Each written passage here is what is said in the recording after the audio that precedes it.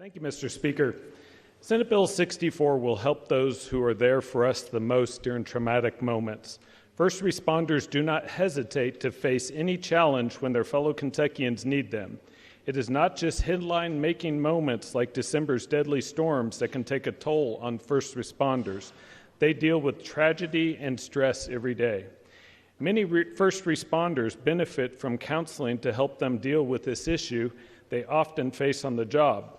But finding a counselor with first responder experience can be challenging. Many local governments have found peer counseling the best option.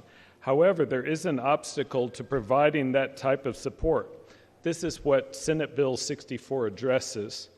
The city of Bowling Green brought the problem to light after they worked to create a peer counseling group. City officials discovered that state law only provided confidentiality protections through the Kentucky Fire Commission and the Department of Criminal Justice training. The same safeguards are not in place for first responders at the local level. Senate Bill 64 provides protections so first responders can seek support without fear that their personal information would become public. Communications shared during peer counseling programs would remain confidential except in the following situations: an explicit threat of suicide, threat to a clearly identified or reasonably identifiable victim, information on the abuse or neglect of a child, older adult, or vulnerable person, admission of criminal conduct, or information required by law to be disclosed.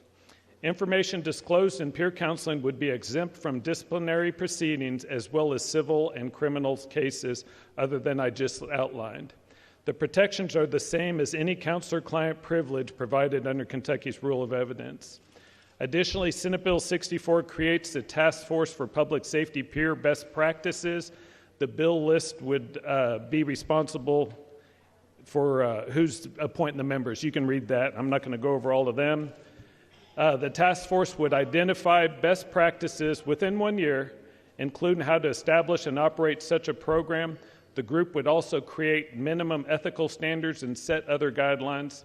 Senate Bill 64 provides protections for our first responders who seek counseling from people who know best the traumas they face daily. If there's no questions, I move for final passage of Senate Bill 64.